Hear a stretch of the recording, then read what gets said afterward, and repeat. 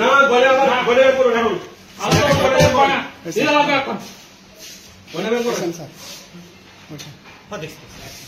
আপনি লাইভে আছেন আপনি বলে বের করুন বলে বের করেন